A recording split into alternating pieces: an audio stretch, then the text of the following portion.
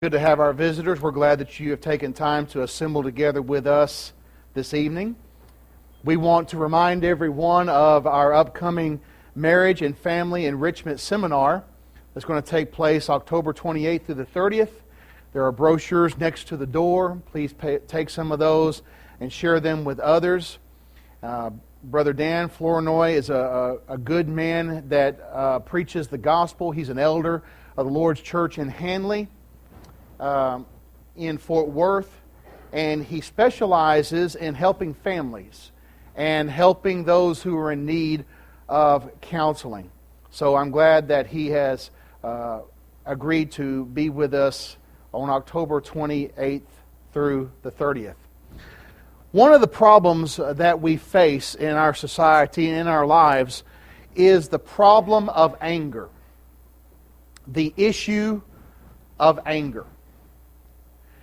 Now think about the problem of anger and what you see in the news.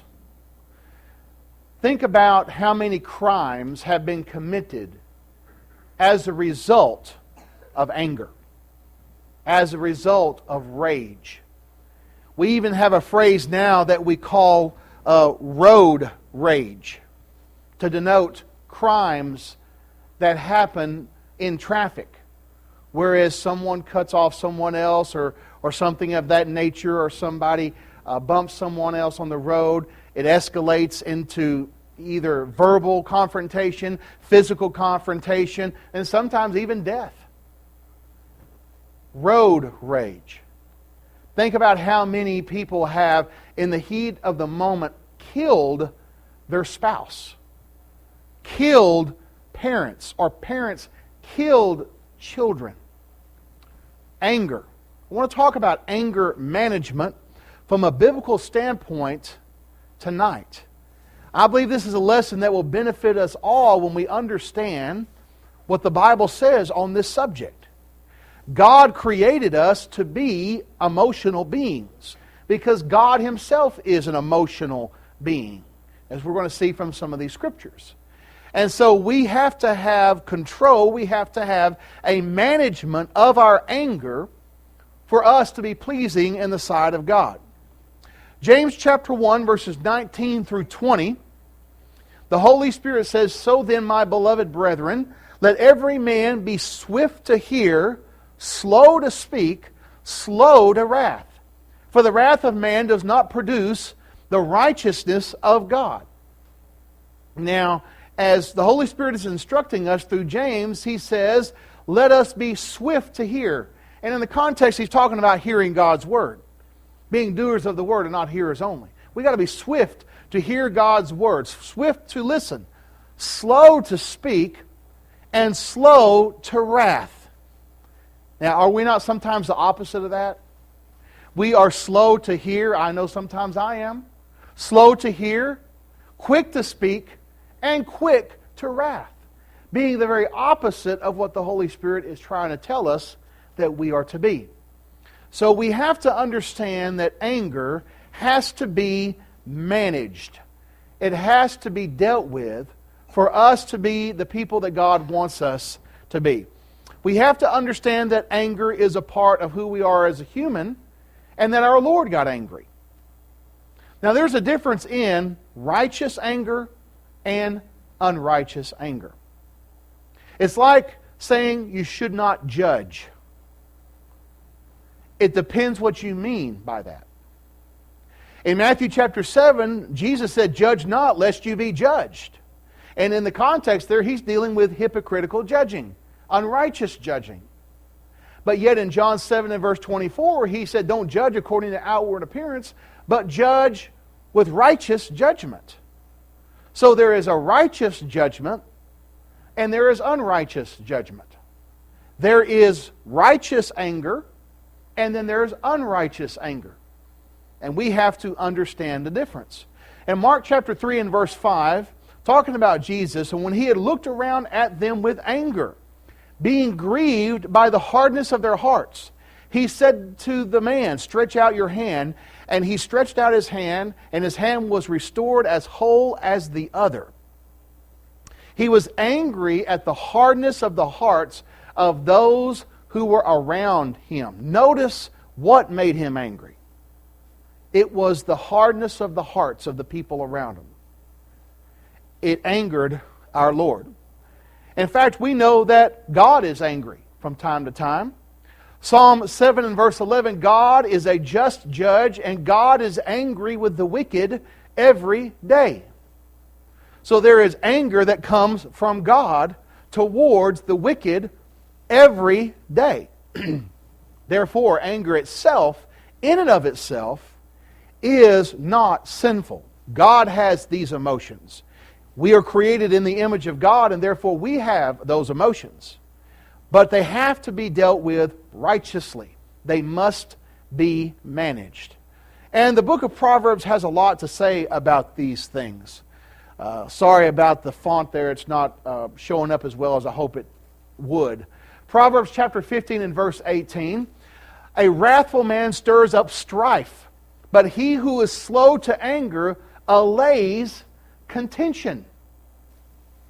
And all throughout the Proverbs is a very interesting book of wisdom. The Holy Spirit through that book is telling us that anger, if it is uncontrolled, if it is not managed, can cause so much problems, can cause so much damage. Slow to anger, that person allays contention. But a wrathful man stirs up strife. Proverbs chapter 21 and verse 19. Better to dwell in the wilderness than with a contentious and angry woman. So to dwell in a wilderness is better, the Holy Spirit says, than with an angry, contentious woman. Now, in principle, it would apply to the men as well.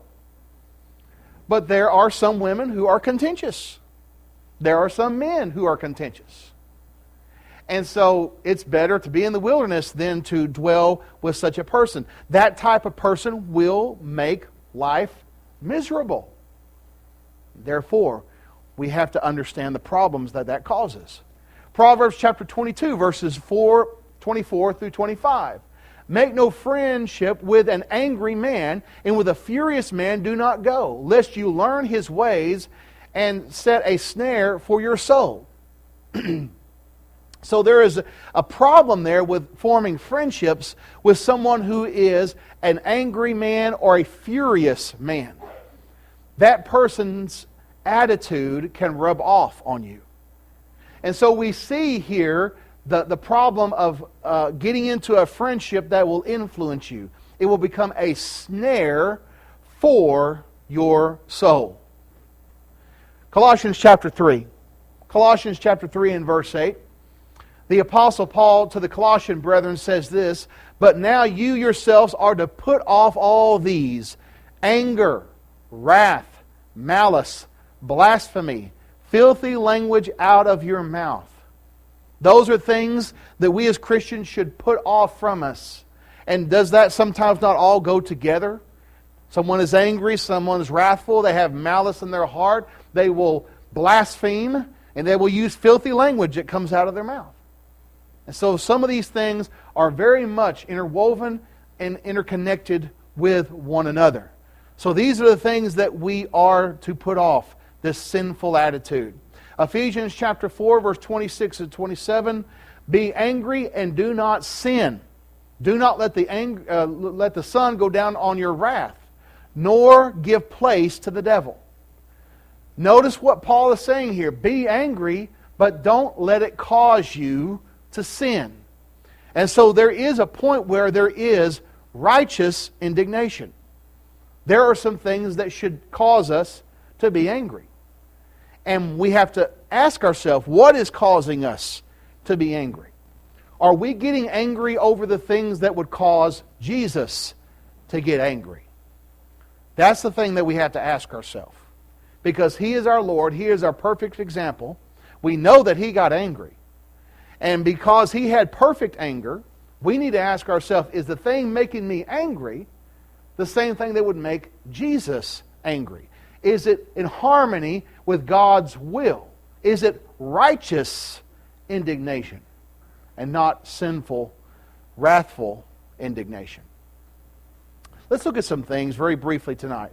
6 principles in anger management that if we put these into practice in our life, I believe that will help us to be better people. Number 1, ask yourself what is really motivating your anger. Is it a righteous anger directed to what is sinful, or is it motivated out of feelings of inadequacy, jealousy, or because you simply do not get your way? That's what we have to ask ourselves. What is causing the anger? Is it directed towards sin or sinful actions that will motivate us to help the situation? Or is it personal? Feelings of inadequacy, perhaps jealousy. You just didn't get your way. As we see an example in Jonah 4:4, the Lord said, "Is it right for you to be angry?" Jonah was angry, but his anger was unrighteous because he was angry because God forgave and spared Nineveh. He wanted Nineveh to be destroyed. And he knew God would forgive them if they repented. That's why he was very reluctant to go and preach to them. And when God did forgive Nineveh, he got angry. And the Lord asked, "Is it right for you to be angry?" The answer, of course, is no. That is unrighteous anger that Jonah had. So this is a question that we have to ask. What is the motivating factor behind the anger? Number 2, ask yourself if your expectations are too high for others. Romans chapter 14 and verse 1 says, "Receive one who is weak in the faith." If someone is a new Christian or they're weak in the faith, perhaps they're coming back to the Lord, we need to be very patient with them. We need to be kind towards them and not treat them in the same way that you would treat someone who is one that would know better, someone that is stronger in the faith. Differentiate. Are we having too high expectations for people? And sometimes we might have an expectation for someone that we would not have for ourselves. We need to be fair in our expectations as well.